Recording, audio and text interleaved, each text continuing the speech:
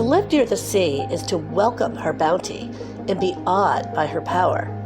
Those in maritime communities learn the methods of mastering this vast resource to the extent that is possible, while developing a healthy respect for the wild unpredictability of the world's waters and marine life. The history of the New England region of the U.S. has been shaped by its coastline. Castine, Maine is one of the oldest communities in North America. It has been occupied continuously since the early 1600s as the site of numerous trading posts, forts, missions, and permanent settlements of France, Holland, England, and colonial America. Castine is the home of Maine Maritime Academy, a 4-year institution that graduates officers and engineers for the United States merchant marine and marine-related industries. Today, Maine Maritime Academy's training ship, State of Maine, is docked in the harbor most of the year, a reminder not only of Castine's seafaring past, but of its role in the future. Meet Captain Gordon MacArthur, who shares some of his own story as a mariner, a bird's-eye view of the history of Castine, and a glimpse of life aboard the training ship State of Maine.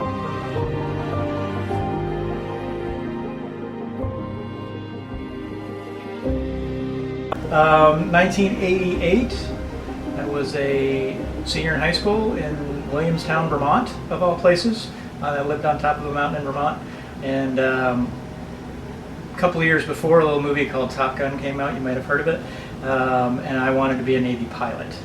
Maine Maritime had Navy ROTC. I applied, I was accepted. I was also accepted to Norwich University in Vermont, another military school which had ROTC, but that was only 5 or 6 miles from my house, and I wanted to go away to college.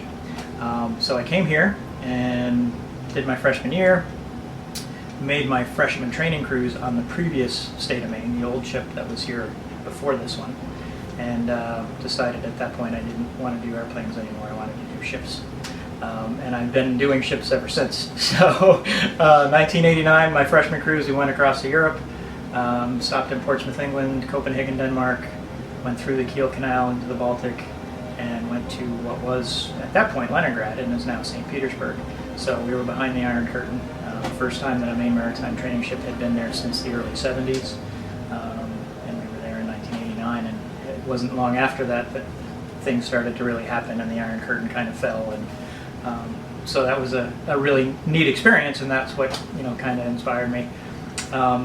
Did my sophomore year after that, and then left Maine Maritime after my sophomore year and went in the U.S. Coast Guard, enlisted. And I was there for 8 years, and then I came back in 1998 and finished my last 2 years of school. And then I've been working in industry ever since, from 2000 until March of this year when I became captain of the training ship. So my senior cruise was actually on this ship. So I did one cruise on the predecessor and then one on this ship. So when I came back, I've lived here in Castine the whole time, but when I came back to take over as captain of this particular ship, I hadn't really set foot on it in 20 years, even though it was right down the street from my house. So I had to kind of relearn everything all over again and learn it from a different perspective. So, yeah.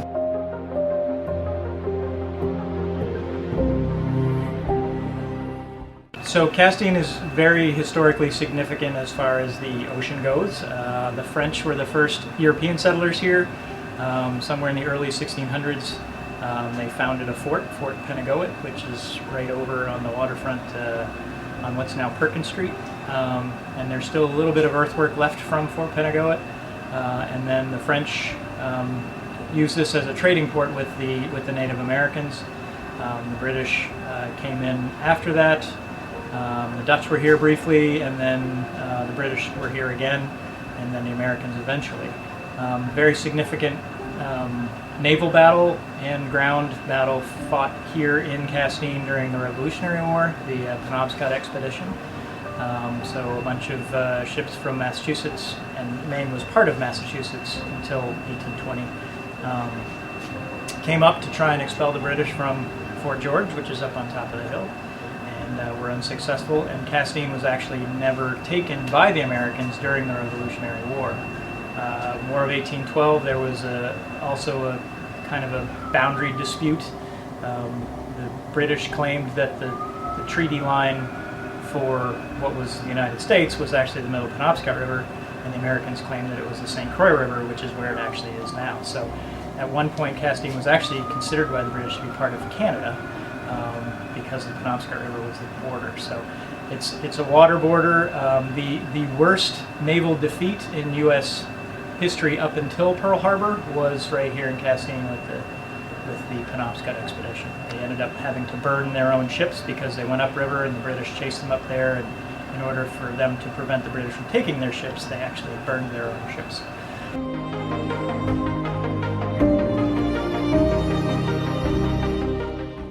Okay, so fast forward from the War of 1812 until up to 1941. Maine Maritime Academy came to be. There was already a small college campus here for the Eastern State Normal School, which was a teacher's college, which was being shut down at the time. Maine Maritime Academy was founded by the state of Maine and the federal government to train and supply mariners to the U.S. Merchant Marine, which was supplying goods to Europe for the war effort. The U.S. was not involved directly in World War II yet. Pearl Harbor hadn't happened. It was a few months before that the Academy was actually founded. But they were founded to supply mariners to the ships that were bringing goods to the Allied forces in Europe. Maine also had a huge shipbuilding presence during World War II. Many of the Liberty ships that were used to supply the European theater and eventually the Pacific theater during World War II were built here in Maine. So it was an amazing effort. The ships were around for a long time, and there's still a couple of Liberty ships that are sailing as floating museums. But they were cheaply built, easy to build, thrown together in a very short amount of time and built all over the country. And they were running from the U.S. eastern seaboard up along Atlantic Canada, across over to Europe and Murmansk and some of the other Allied hotspots. So that's what Maine Maritime was founded for. Since that time, we've kind of branched out into other areas that are maritime related, but our core program, over 60% of our students are still the students that are going for unlimited deck or engineering licenses. So you have marine engineers, and you have the deck side, which are mates and captains. And then the unlimited license is either unlimited tonnage for the deck side or limited horsepower for the engine side. So any size ship, anywhere in the world, we can sail on. And then Maine Maritime has also branched out into some limited license programs that are more focused on tugboats and smaller vessels. They also have an international business program and an ocean studies or marine biology program. So several different things, but it all ties together and right back to the ocean.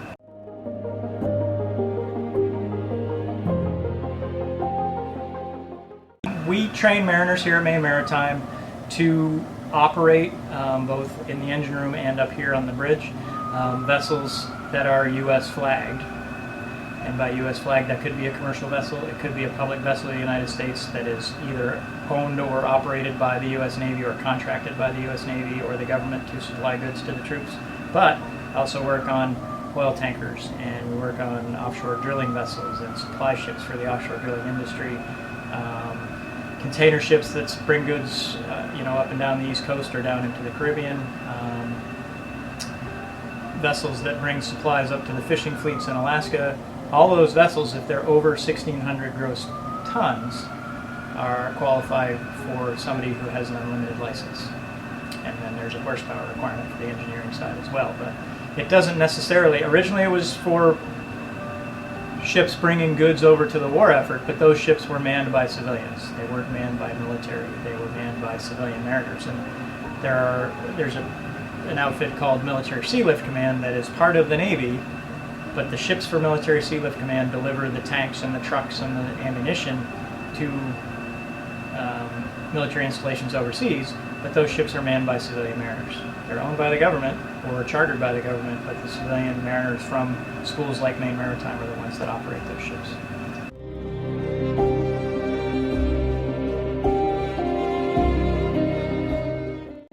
When I was in the Coast Guard, I was on a 110-foot patrol boat doing fisheries law enforcement in Alaska, and we were routinely in 25 to 30-foot seas in a very small boat. So Last summer, I was down in the Gulf of Mexico working on a drill ship, and we weathered out 5 hurricanes just last summer because there were so many last year. So, you know, and that's all kind of, the size of the sea is all kind of relative to what body of water you're in. Gulf of Mexico, the seas are very close together because it's a smaller body of water. Pacific, they're usually really far apart because of the size of the ocean. So you get more of a swell. It's really far apart, so it's not as bad as it would be for a much smaller sea in the Atlantic, for example. So it's all kind of relative to the size of the vessel and the body of water that you're on, and as to how severely it affects you. So. Were you ever scared? Oh, sure, plenty of times. Plenty of times. And how did you deal with it? Just soldier on. There's nothing you can do about it. So, you know, you just and you know, fear to an extent is actually good because it makes you a little bit more careful. So our graduates and mariners in general are faced with risk every day. Either risk from weather, from the outside external forces, you know, hurricanes, just nasty storms at sea, shoals that are either uncharted or not recognized in time. Marine life, you know, several ships have collided with whales over time, and we're trying to avoid that both for the protection of the whale and also for the protection of the mariner. But they've actually changed some of the traffic schemes or the speeds that are allowed in those traffic schemes in major ports to avoid collisions with whales. So I mean, there's a lot involved in it. As far as the ingenuity that goes along with it, most of that comes through training. As risks are recognized and encountered and ships get bigger and more complex, the training requirements become also more complex. There's a big difference in how a deck student at Maine Maritime is trained now compared to when I started in the late 80s. There is a lot more focus on safety management and risk analysis, hazard identification than there was then. And then we've had tools come along like radar in the 40s. Before that, ships were not equipped with radar. They navigated primarily by the stars and by looking out the window. And then that evolved into radar, where you could, if it was foggy out or you were far enough away from there where you couldn't see it by the naked eye, but you could see it on a radar return, you could actually navigate that way and kind of figure out where you were. And then we've evolved from that into electronic charting and a completely integrated bridge, where what I put on the electronic chart for a track line ties right into the helm stand, and the ship will basically follow that track line automatically. That frees up the mariner to monitor the equipment and look out the window and be more aware of what's going on around them, and catch the problems with the technology than if their head's buried back in the chart room plotting on a paper chart where they were. Now they're plotting on a computer screen where they actually are. So you're ahead of the game a little bit, because you're not going by old information, you're going by up to the minute, up to the second information. Down in the engine room, it's the same thing, a lot more automation. There's an air-conditioned control room in the engine room, where before, when in the days of steamships, you were standing there in a 125, 130 degree engine room for 4 hours and turning valves and cutting in and out burners and changing speed by a very different method. Now we change speed with a throttle. So, and then for safety equipment, we have satellite emergency position indicating radio beacons, EPIRBs, that we use if we do get into trouble. We turn one of those on, and the satellite picks up that signal and tells them not only where we are, but who we are, because it's programmed to our specific ship's identification. Fully enclosed lifeboats is another thing that the U.S. didn't require until the El Faro disaster. That has changed that. We still have open lifeboats on this ship, but they are being replaced next year with fully enclosed lifeboats, which will, in the event of a dramatic emergency, will help save mariners' lives. If El Faro had enclosed lifeboats, some of them may have survived. You can't say for sure, but they certainly would have had a better chance than they had with the open boats.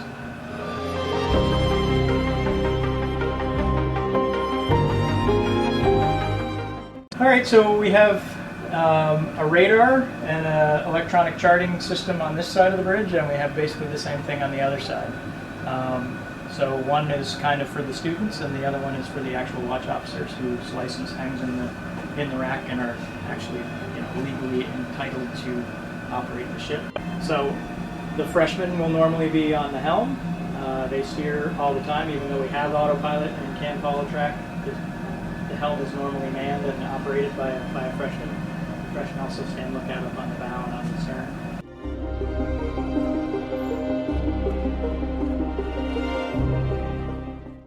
The ship's divided into multiple watertight compartments, either at just above the water line or below the water line.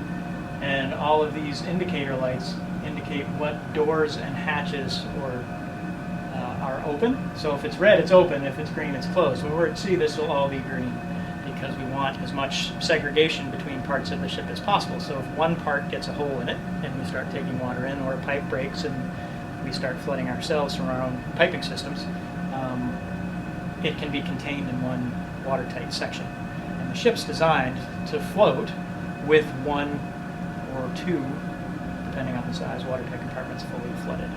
So it's a two-compartment ship. You have to flood two fully in order to really be in trouble. We try not to do that, of course, but this panel here allows us to monitor not only what is open for watertight doors, but allows us to close them remotely if we need to. And then also over here, all throughout the living quarters, there are doors like this one going off the bridge that are held back in place open by a magnet. And those are fire screen doors. So if we flip the switch here, it closes all of those fire screen doors. It basically disconnects the electromagnet and allows those doors to close with a door closer. So now you can segregate not only for water, but also for fire. And this is also where our shore power from Castine comes in. So these two breakers are the shore power for Castine. So when we get ready to leave on cruise, we'll start our own generators, get everything ready, kill the shore power feed to Castine, disconnect the big extension cord, and be on our way independently. So all of these buttons, lights, computer screens, they all are monitoring different systems. We can start and stop pumps from in here. We can control the speed of the ship on the bridge and also down here, depending on who we assign control. Normally when we're coming in and out of port just for training purposes, we'll shift control down here. So we have what's called an engine order telegraph, which is this unit here, and we push a button. It rings a bell down here, and they look at what light's flashing. They push the button to acknowledge that command, and then they adjust the throttle accordingly. And that either reduces or increases speed or stops the engine. So.